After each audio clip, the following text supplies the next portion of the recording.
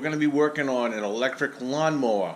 Okay, there's a Kobalt lawnmower, and the person that owned this lawnmower, they ran into a little problem with it, so they decided they're just going to throw it away and get a new one. Okay, and that's no way to save the planet. You know, everyone's talking about saving the planet and going green and the new Green Deal and all that stuff. Okay, well, so we need to get back to basics, right?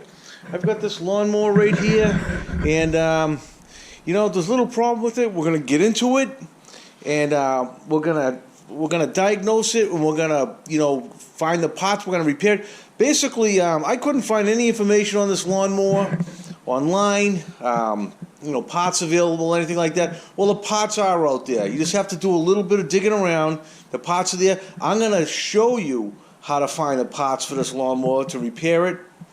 And you know, this is a $300 lawnmower, and it was a $3 pot. That's all it needed, and this lawnmower is back in business. You know, today, what they want you to do is, it's a disposable society, right? Everything that's made today is disposable. You know, who repairs lawnmowers, right? Well, you know what? I can, and I want to pass this information along to you guys, the next generation, so you guys can fix this stuff yourself. You know, America used to be a great industrial nation, and now we're dependent on China for face masks. Okay, that's pretty bad. Okay, we shouldn't be there. We can fix this. We can fix this, and all it involves is a little bit of old American ingenuity. Okay, so today what we're going to do is we're going to take this lawnmower right here, we're going to take it all apart, and I'm going to show you how to fix an electric motor. Okay. And at the end of the day, hopefully you'll have something, a little bit more information under your belt, and you'll feel comfortable enough to do this work yourself. We shouldn't be dependent. We should not be dependent on foreign countries for our well-being, okay? We can do it. We can fix this stuff. So let's have at it.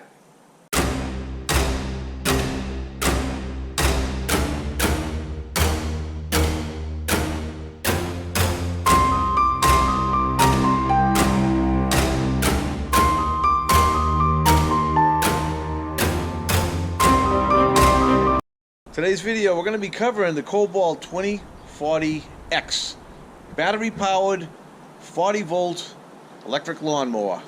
If you have problems with your lawnmower, not sure what it is, you're not going to want to miss this one.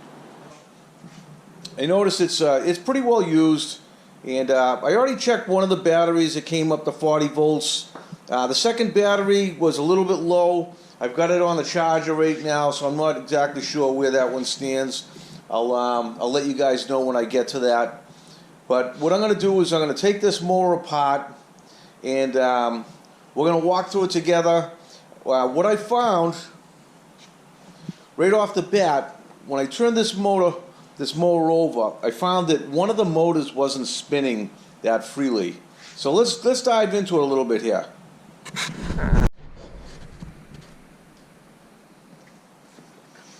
Alright, so the first thing we're going to do is we're going to take the cover off.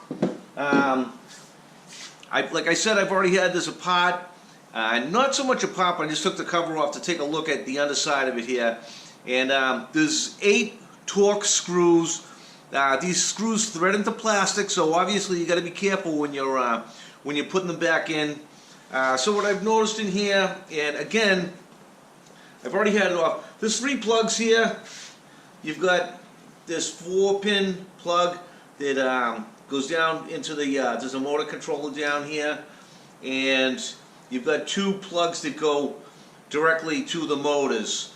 Now I'm not sure if this has any kind of a speed control or anything like that, but what I noticed right off the bat was, let me turn this over for you guys to see. Alright, and again, I took the blade off it. If you look at this guy here, it spins freely. This one over here was binding up. The initial problem that, and the complaint that the customer had, was they try to start it and it would just shut right off. I did it, you know, when I tried it and went to start it up, shut right off. These shafts have, this has a left-hand thread.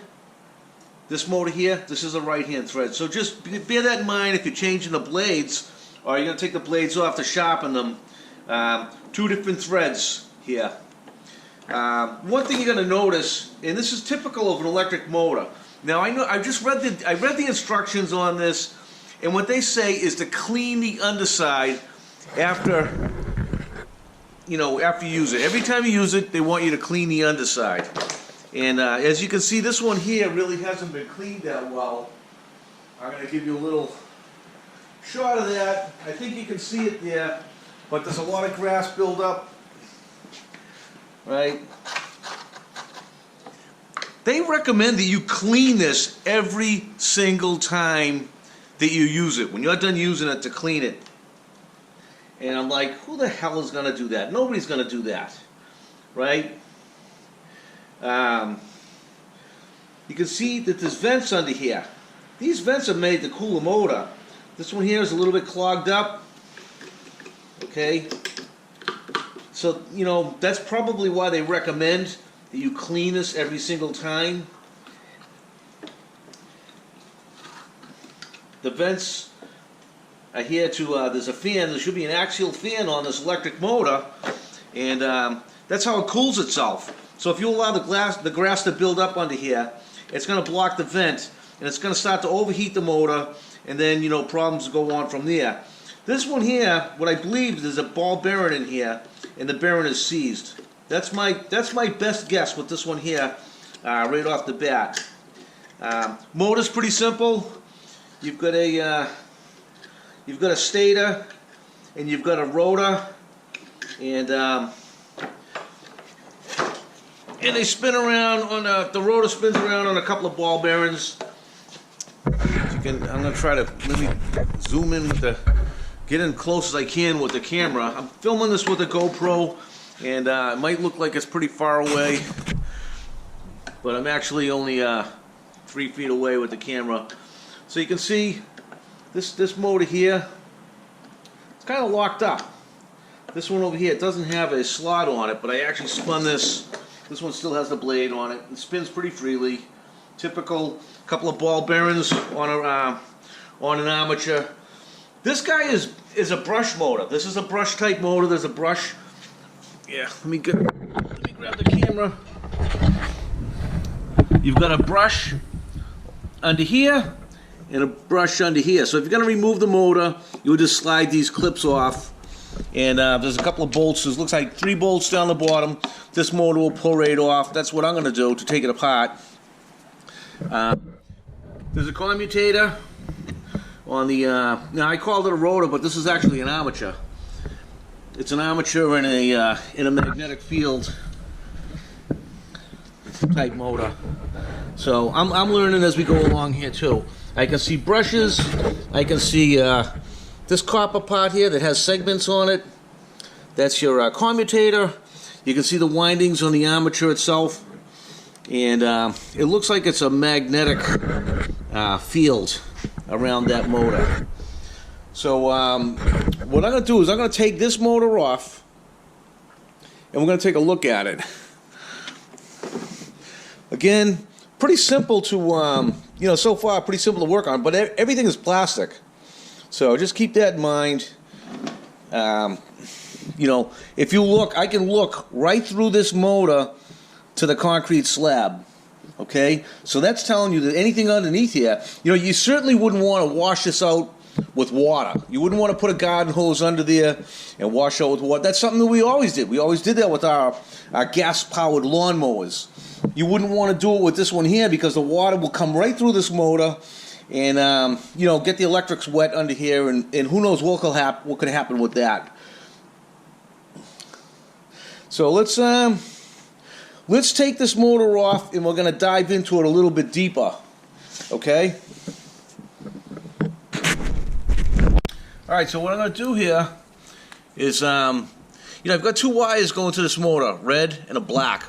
What I'm going to do is I'm just going to make a little notation, what wire is going where. R for red, B for black. That way there, I'm not going to reverse the polarity on the motor. Sometimes that will have an effect on it. So what I found, it's a 10 millimeter socket to remove the motor nuts. There's 3 nuts that hold it down. So it's kind of nice in that respect. It's kind of, I'm not underneath looking for the head of the screw. That must be fixed to the frame somehow. So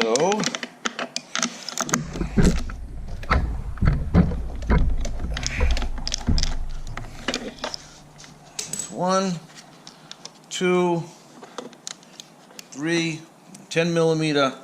Got our 10 millimeter nuts right there.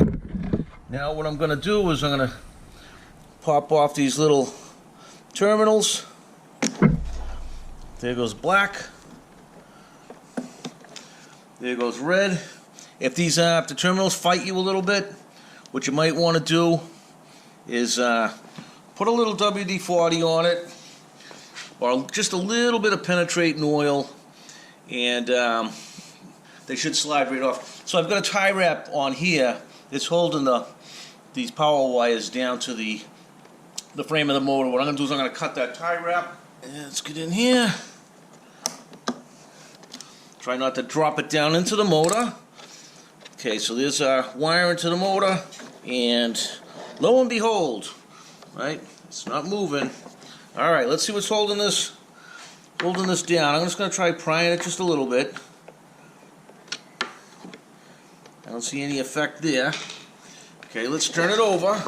Let's see what's going on the other side.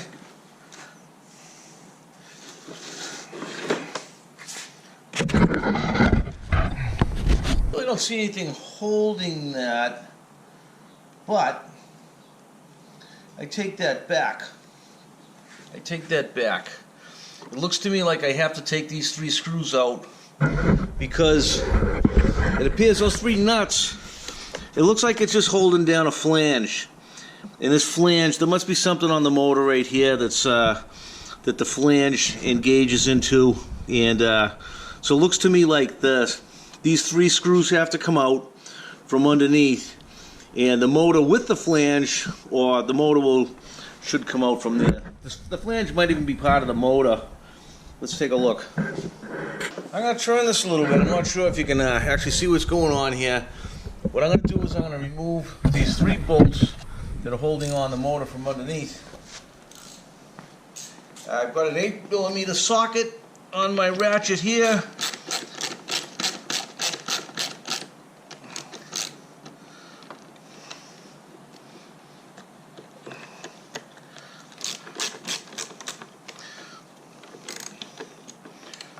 And let me take this ratchet off and let's turn it by hand. And number 3.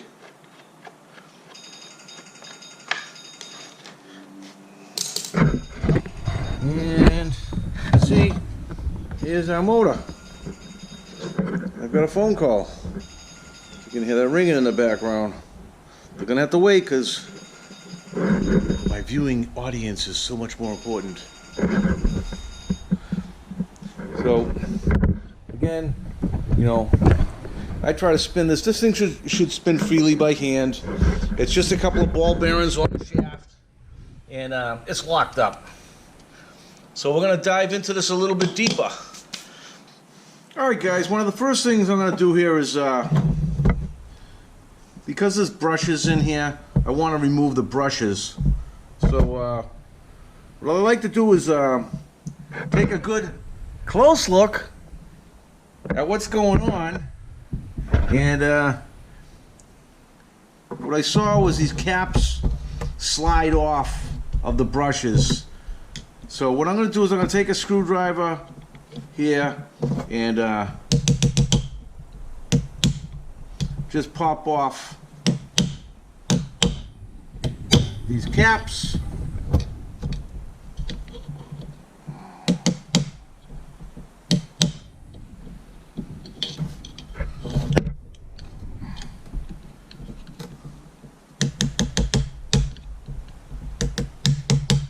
Or starting to hit the flange. I gotta be careful here. What I'm gonna do is I'm gonna put on my safety glasses, because these things are spring loaded, but I don't expect it to pop out, but stranger things have happened. Safety first. right?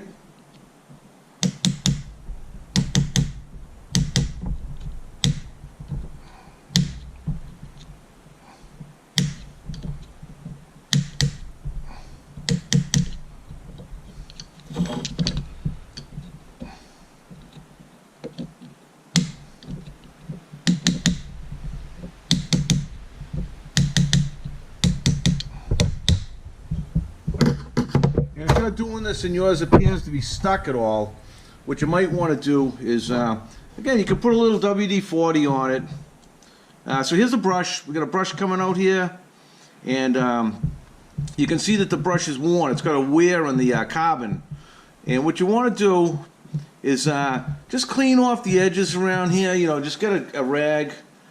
Make sure there's no burrs on the carbon itself. When you go to put this back in, make sure that your curve on your brush is matching the curve on your commutator on the armature. So just something to be aware of. There's a product out there that you can actually spin the motor around and it will help to reseat your brushes on your motor if they need to be reseated. It's called commutator chalk. And we might be using that a little bit later. So we've got a brush here, and we've got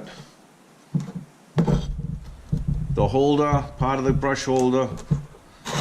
Brush actually looks like it's in good shape. I still can't even spin this thing around by hand. So what I'm going to do is I'm going to pop off the other brush holder here, and we'll start looking at disassembling the motor. That's what I'm going to do now. Before I take these two bolts off here, and this should basically allow the motor to be disassembled. What I'm going to do is I'm going to put some hash marks on all of these parts. I'm going to put some hash marks across here.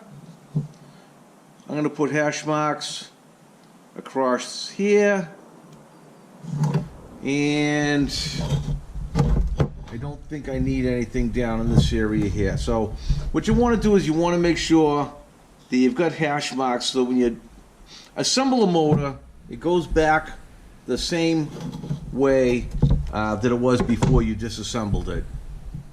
Okay, so what I'm going to do is I'm just going to start disassembling the motor by removing these two nuts. The bolt that it's on, this bolt will travel all the way through the motor, and what it does is it holds the two end bells together, right? You're holding this to this and everything in between.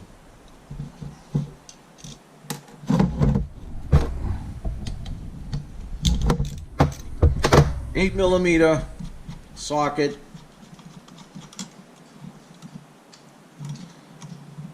And okay, so we got a couple of nuts and a couple of washers. And I took a mental note of the approximate torque, you know, how many foot-pounds, inch-pounds in this case, that it would be, and it really wasn't much. So when you're reassembling, you have an idea. I'm not finding any specs on this at all, so obviously I'm just going to wing it. You know, I got a pretty good idea where it was when I go to reassemble this motor. You don't have to crank it down. Again, this is a plastic end bell right here. You've got a ball bearing that's sitting right in this plastic end bell, right? So I'm not going to put too much force on it. All right, so I'm going to go get my plastic hammer, and we're going to attempt to break this apart now. So what we're going to do now, again, now this was a reverse thread, okay? So what I'm going to do is put this nut on the end of this shaft, the armature shaft, just so I don't damage the threads. I mean, I'm going to hit it with a plastic hammer, but you never know. I'm just going to try to shake it up a little bit and see what happens. Maybe I'll throw a little bit of penetrating oil on this shaft right here. Still locked up.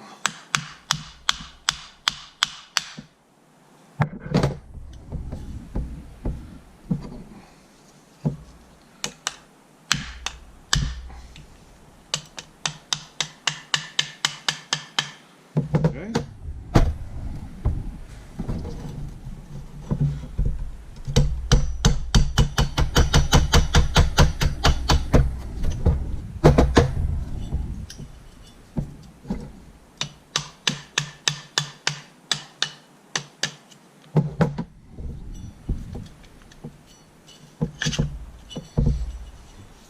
Well, there you have it. Okay, so the armature is got a there's a magnetic field.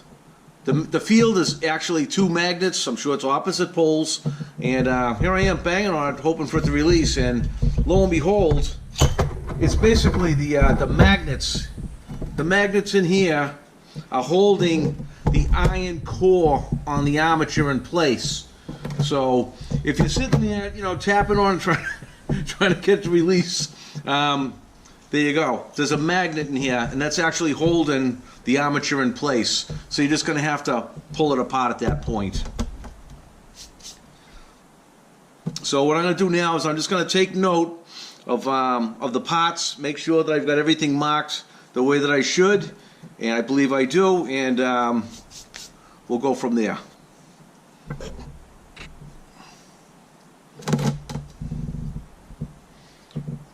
Okay, so you know what I'm noticing right now? I'm trying to spin the armature. This ball bearing is free. The ball bearing down in here is not. So that's our problem. So what we have to do now is extract that bearing from this metal end bell. So what I'm going to look for now is I'm going to look for a retaining ring. Sometimes they put a retaining ring down on the end bell to hold that bearing in place. And what I've got to do is look all around down in here. I'm going to have to get out into the sunlight to see if there's any kind of a retaining ring on this. So what I'm going to do is I'm going to put a little bit of oil, a little bit of penetrating oil in there, right? And this armature is a little bit bigger than the plate on the press. So what I'm going to do is take that off. I may have to bring this out just a little bit.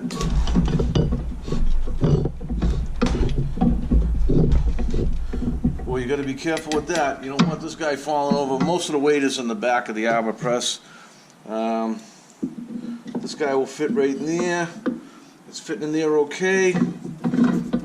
And we're going to come out just a little bit more. There we go.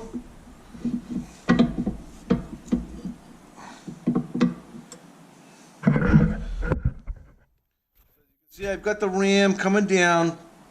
I've got the nut screwed onto that shaft almost all the way, right? And to prevent the threads from getting damaged. So now what I'm going to do is I'm going to push this armature right out of the bearing, or the bearing's going to come right out of the cap.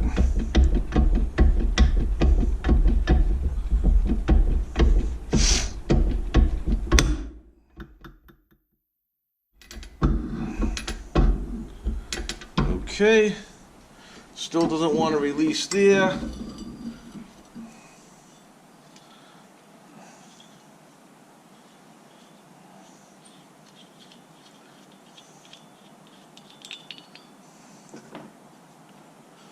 Let's take it down a little bit more.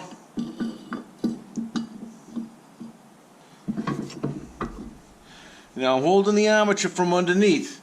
I don't want it to fall and hit the floor.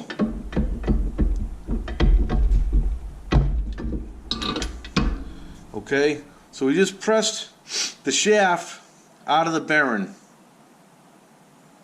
Let's go back to the other side of the bench and work on this a little bit more. Alright, so if you don't have an arbor press, most of us don't despair. You can actually tap these out. Sometimes you can rig it up in a vise, and you can tap it out of the shaft out of the bearing. If you just have to make sure that you don't cock it at a little bit of an angle. You just have to periodically maybe turn it, make sure that it looks like it's coming out straight. But there are other methods of extracting a shaft from a bearing without an arbor press. Talk to, if you're not sure about it, talk to somebody that's more mechanically inclined, the guy in the neighborhood that works on everything, and he probably has a pretty good idea of how to get that out of the shaft. Now, I just put a little bit of penetrating oil on this, and it was only on there for a few seconds. Allowing penetrating oil to actually do its job, to penetrate, through, you want to leave it on a little bit longer. So if you left penetrating oil on overnight, that's probably going to help this release a little bit easier as well. Sometimes heat, sometimes cold. Different methods of, you could heat up a shaft to expand it, or you could, freeze it down to contract it a little bit. So what I'm going to do now is I am going to clean this up. I'm going to take this down and clean this up with some degreaser. This has got a rubber seal. This is a ball bearing. It's a sealed. It's called a sealed bearing. Okay, it's sealed on both sides, and this bearing looks like it's in this housing pretty good. For me to get this bearing out of here, I'm going to have to heat up all around here with the torch and then push down on the inner race, a straight push down, and that bearing should pop right out. But what I'm going to do first, before I do that, for fear that I might damage the end bell, because it's just stamped steel. This isn't, if this was a really good motor, this would be a cast iron end bell. This is just stamped steel.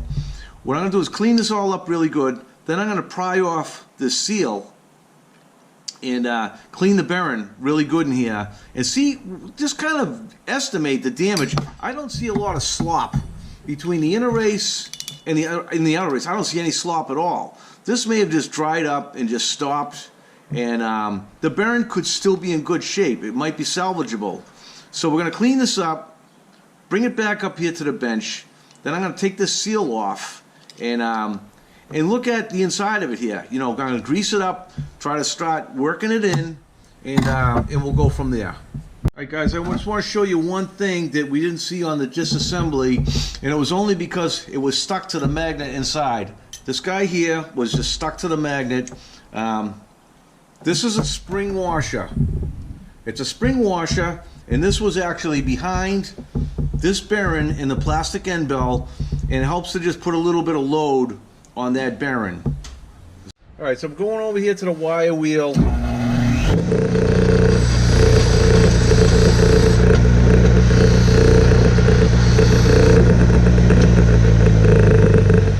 And what I wanted to do is just clean up around the outside of this end bell before I put it in the wash.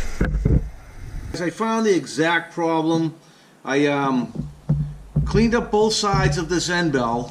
The bearing is still in here, and I'm looking at this side of the bearing, and I'm not sure. I'll let you guys look through my loop. I'm not sure if this will work or not. Probably not, but maybe you can. Okay, so what happened, and just in case the loop didn't work, is there's a seal on this side here. Now this is the business side of the motor. This will be sitting like this. The blade is directly below it. This is the underside of the motor. This whole thing is exposed to the underside of the mower, and there was some of that, like hair or a little bit of string. Not a whole lot, to be honest. Stuff gets wound up on the shaft. You've seen it before. You've seen it on your string trimmers. You've seen it on your lawnmowers. You get a little bit of, hay or grass or whatever. It winds up and it's spinning on the shaft, and it'll stay there forever and a day. Okay, well, I had some of that on here, and that probably damaged this seal. Okay, so the blade is right here spinning around, and the shaft, comes through underneath. Something wound up on the shaft, and then it got close to the bearing, and what it did was it spun around and it damaged the seal. So what I'm going to do now is I'm going to heat this up. I'm going to heat up this part of the end bell, and I'm going to press this bearing right out of here. So let's do that. All right, over at the arbor press again. What I did was I put some penetrating oil down and around here. I put some penetrating oil in here. What I'm going to do is I'm going to heat up right around here where the bearing sits inside that end bell, and I've got an impact socket here that just fits inside the end bell. Now typically what I would do is put something in that would just match. If I got a cover going around the outer race, I'm going to try to put pressure on the inner race only. This bearing I know is no good, so it's not even worth trying to salvage. I just want to get it out of here any way I can. So what I'm going to do is I'm going to put this in. This is taking up as much of the space as it possibly could. Typically, when you're trying to push a bearing out of something, you only want to put pressure on the outer race only. So you're going to have to find a socket or a piece of pipe, or spend some time, make sure it's the right size, right, to push this out. So I'm going to heat this up now.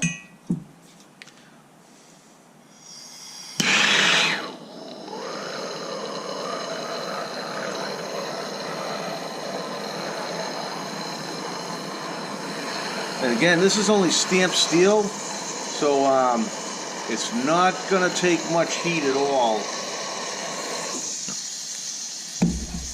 Yeah, right.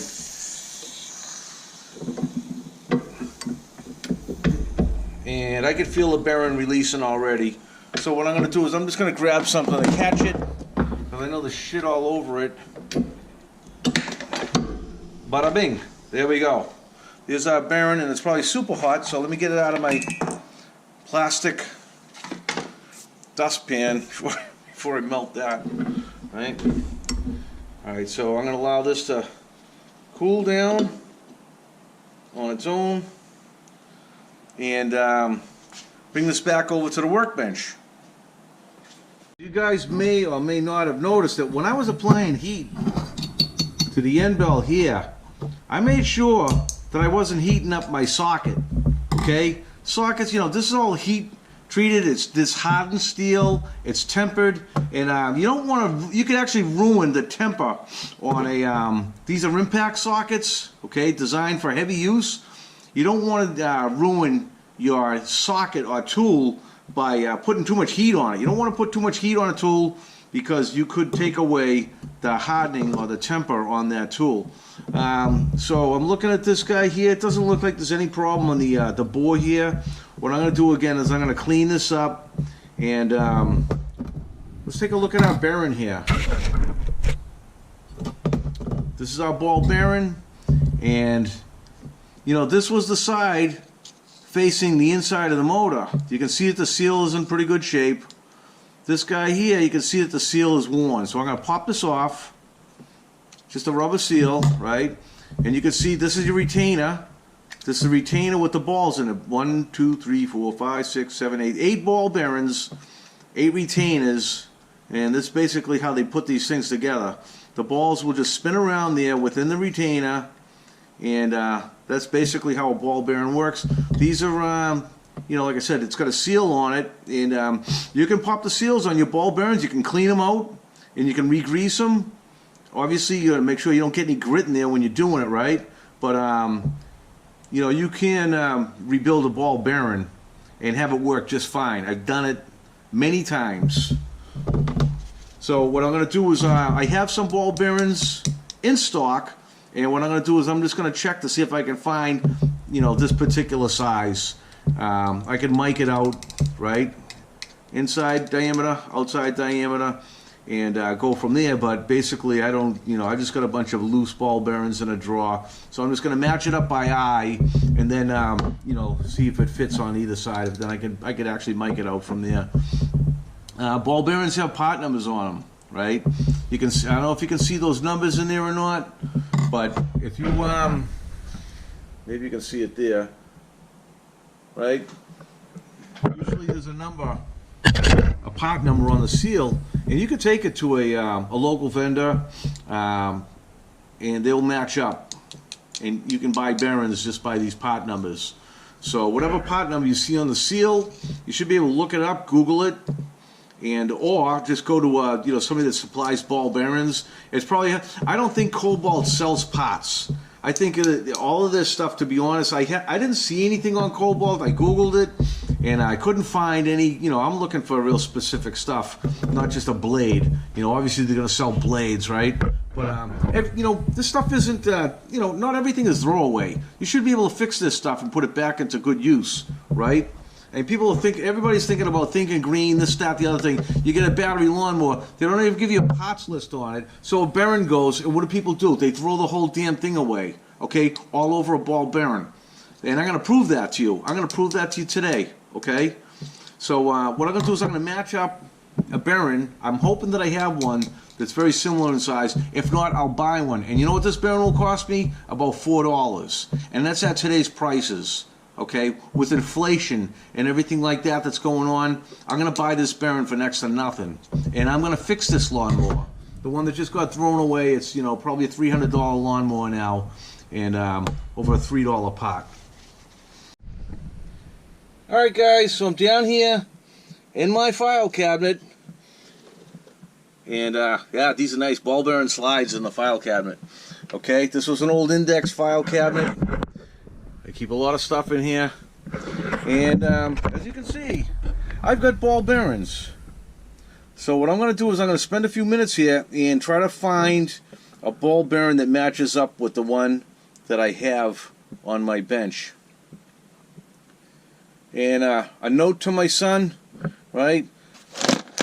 You might not want to throw this stuff away when I'm gone, because you could fix a hell of a lot of electric lawnmowers with it. Alright guys, what I'm going to do here is I'm gonna clean up the commutator on this armature. See, I've got it chucked up in my lathe, and let's just go ahead and do that. I'm going to clean up this commutator. I've got the armature in my lathe. And you can see what it's going to do is it's going to take that, basically where the carbon brush has been running on this, it's just going to clean it up. Okay? This is an abrasive material, it's commutated chalk. And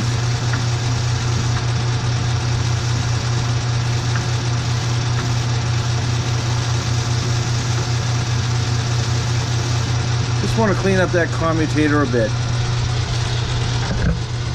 I found a couple bearings that match the bad one, and I found one here. This has seals on it that are not removable. I've got this guy here. It has a removable seal. What I did was I just, you know, you grab one little corner of the seal and you pop this off. And you know, these bearings, to check a bearing, you know, spin it around in your hand. Put pressure on the inner race while you're holding the outer race, and just get a feel for it. If you feel any grit or anything like that, or any abnormalities, the bearing's probably shot. But if the bearing is perfectly smooth, there's no lateral play or motion in that bearing, it's probably fine. This bearing here, it was used, but there's nothing wrong with it. You know, the motor, you know, the power tool that I was working on at the time, you know, there might have been other issues with it, and I just saved the bearings because I knew they were good. Okay, so this is a good bearing, but what I'm going to do is I'm going to put some high-speed bearing grease in here, you know, all along the retainer in here, put the seal back on, and put this bearing back in the service. And what I'll do is I'll have this turned around so that this will be facing inside the machine. So if there's any little bit of damage to the seal, I want the better seal exposed to the dust and debris that's underneath the lawnmower. That's how I'm going to reassemble this. What I'm also going to do is I'm going to take some a little bit of emery cloth and just I'm going to polish up the shaft. You know, I could have done this on the lathe, but what I want to do is just clean any rust or burrs that might be on that shaft, so that when I press the bearing on, I'm not going to have any issues. Okay? Nice and clean. Alright, so we're going to start reassembling this. Now, there's a couple different ways you can do this. What I'm going to do is I'm going to heat up this end bell a little bit and press this bearing in. If there's a little bit of slop, I know it was kind of tight in there. If there's a little bit of slop in your, you know, in the end bell, you can add a little bit of Loctite, red Loctite, to the outer race, and that will help keep it in place once it's in there. But what I'm going to do is, and I'm also, you know, because the ram coming down is big enough that it's going to hit on the outer and inner race, I'm not going to worry about putting something else in there to just grab the outer race only as I push it into the end bell. So I'm going to heat this up a little.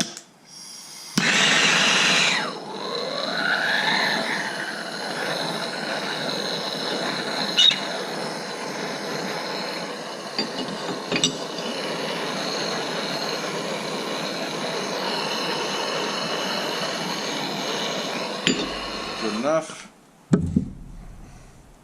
I already know the orientation of my bearing. Slide this over under the ram, bring it down.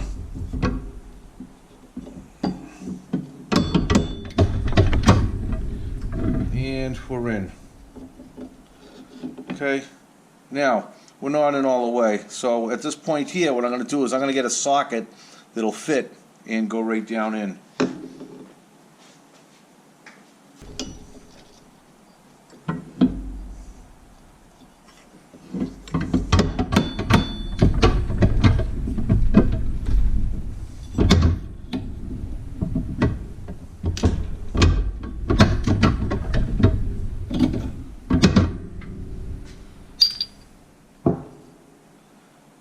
Okay, there we go.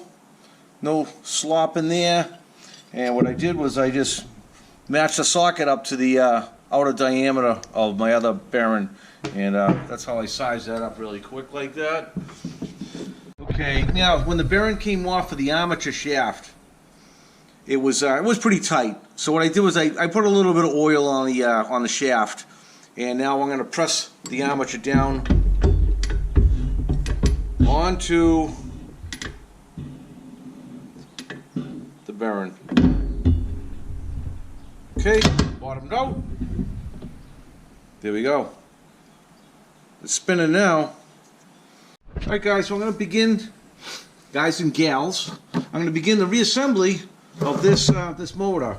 What I've got, the end bell here, and I already cleaned out the inside of this. Just make sure there's no foreign material in there or anything like that. I'm going to put this spring washer in. That just lays flat on the bottom there. Then what I'm going to do is I'm going to line up the middle body.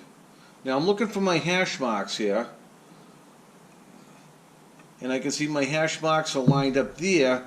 There's also a keyway right here. So this keys into the middle body. And I'm just going to lay this, my spring washer actually fell out, and let me do this. I'm going to put it down with a screwdriver because it's trying to get magnetized. Okay, easier said than done. Okay, but before I do that, let's just take a look at this over here. These two pieces here were apart. And this plastic piece, you can see that there's a little key on here that fits into a hole on the end bell right here. And when I put that in, the hash marks all line up, so I know that that's the right orientation. That's keyed in there. There's my hash marks and the hash marks on the end bell and this plastic ring. So I know that this is going to, when I put this back together now, that this is also going to key in right here. Now, let me figure out what to do with this guy. I'm not sure why it popped out of there. I don't know if the magnetism just actually pulls it right out. Let's see. No, it doesn't.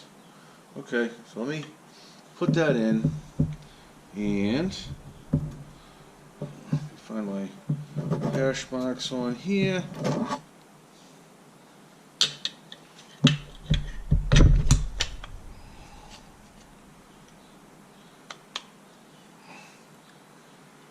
Okay, feels pretty good.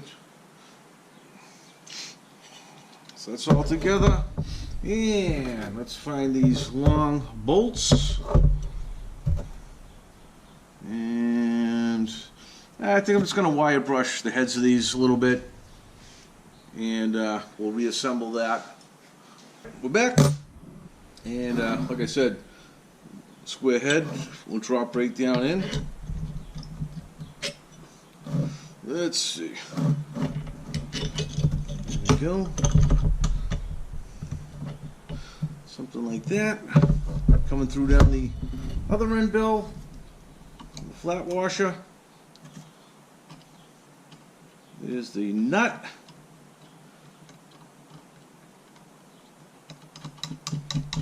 Basically a nut with a washer on it as well. It's not a lock nut, but it's a nut with a washer built into it. Not sure exactly what you call it. I should know that. I've been around this stuff for so long. And the washer, the nut. Now, okay, it's like, as you can see, right? I'm spinning this around, right? Feels pretty good. So what I'm going to do is I'm going to start to tighten this up. Again, it was an 8mm socket. Not going to go, and I'm going to torque it. Right? I'm going to go from side to side. That side's already a little bit tighter than this one here. For some reason. There we go.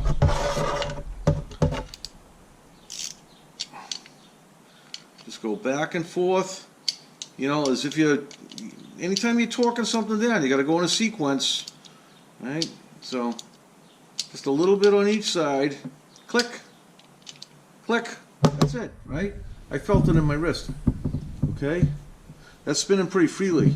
Now, what I used to do years ago, when I was working on this stuff, sometimes you can have a little bit of binding up.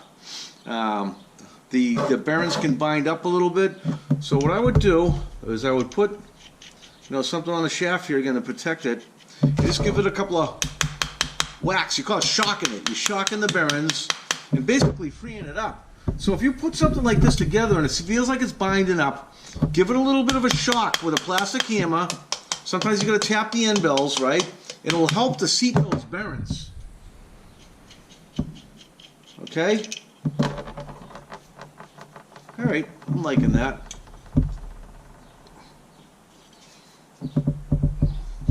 Now, what I'm going to do is, we can see the commutator down here. Like I said before, you're looking at your brush, right?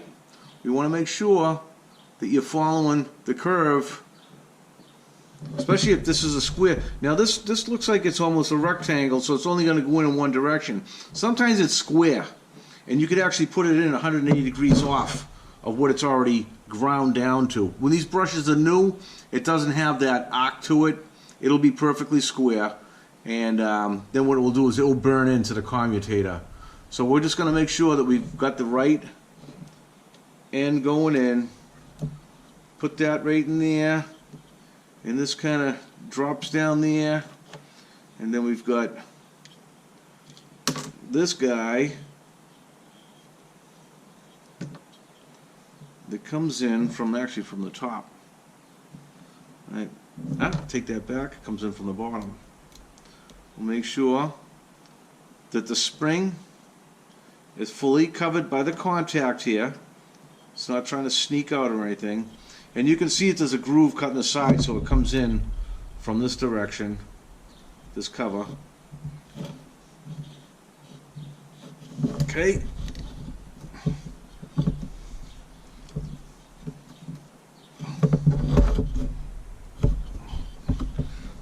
Let's get hung up there a little bit. I don't think so. I think maybe just kind of a little bit of a love tap. Okay. Alright, so we've got both of our brushes in, and I'm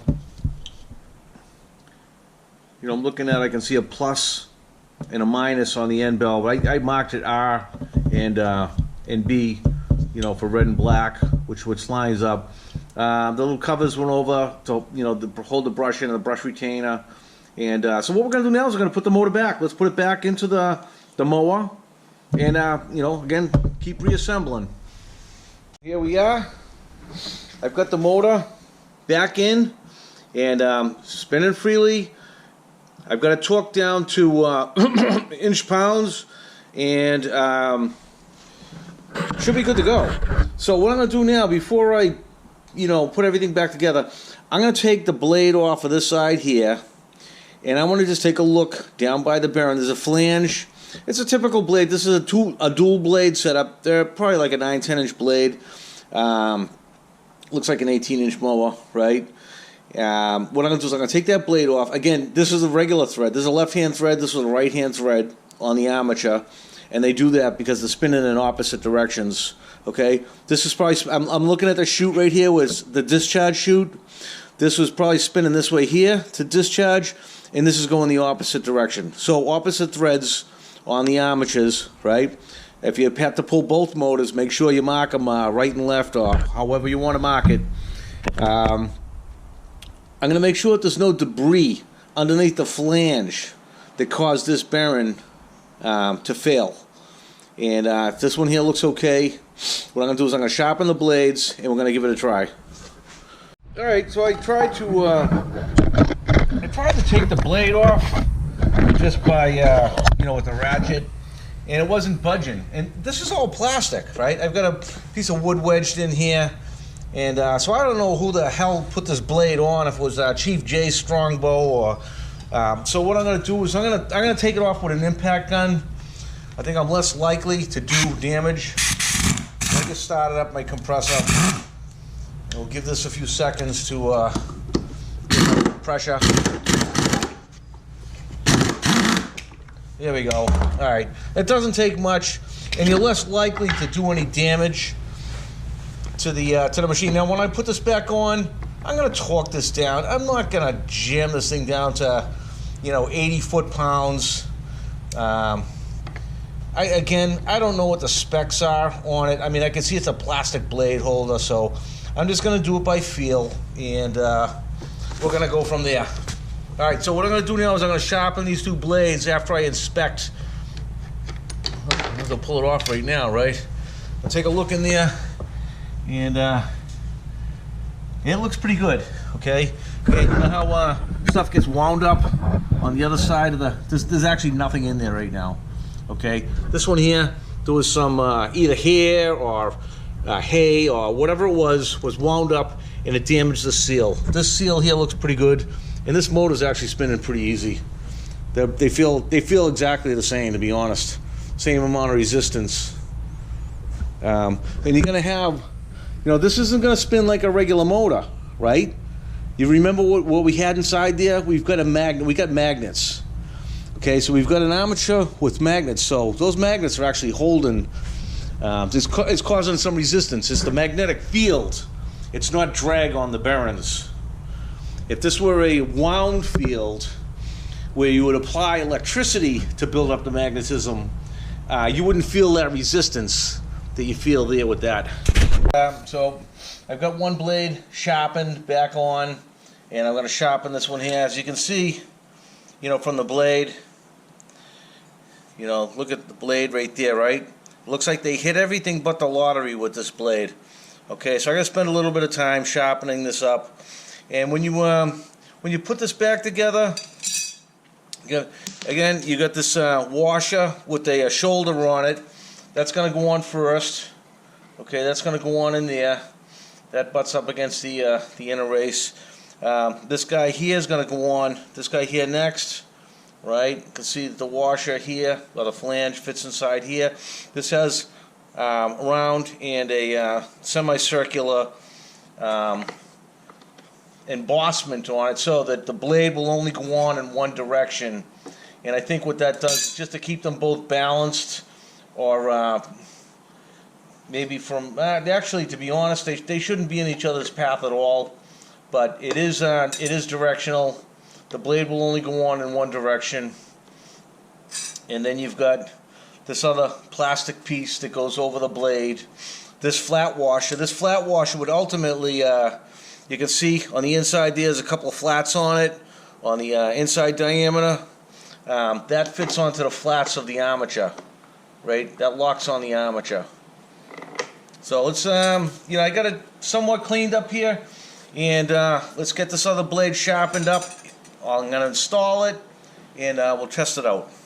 Yeah, this is another thing that people don't do today. They, if the lawnmower blade gets dull, what they do is, go buy a new one. Well, you don't have to, right? What I like to do is, I put the blade on the grinder first to bring down as much of the damage as I can with the grinder, and then I like to go over it with a file. Just chuck your blade up in your vise, right? I've got it in the, I don't have it up here on the top section of the vise. I have it down here.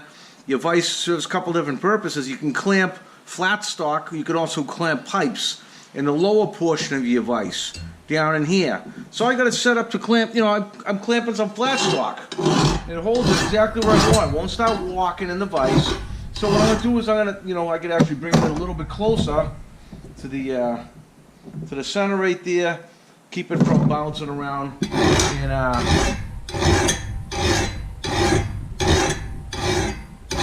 this is how you can sharpen your blade, right? Hit it with a grinder first, and then fine tune it with a file on your vise. Because this blade is small and it's bouncing around a lot, what I found an easy way to sharpen it was to just clamp it on the top and basically throw on my file.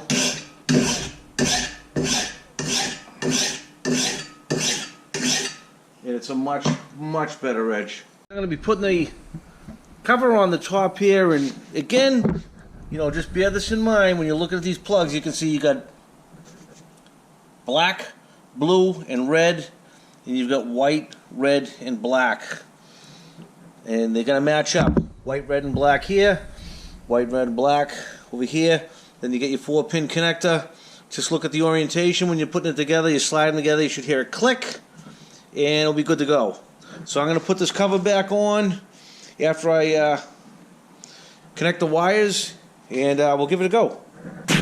Alright guys, we're going to test it out and see how it runs. So I guess you hit this button here first, pull on this lever.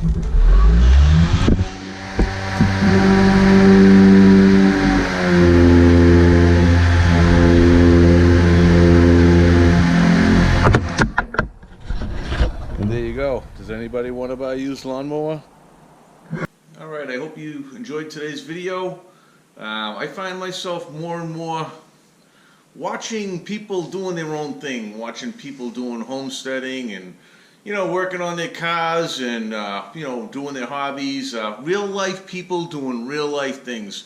Kind of getting away from the land of make-believe, aka Hollywood. You know, I'd rather watch people doing real stuff than phony people doing fake stuff.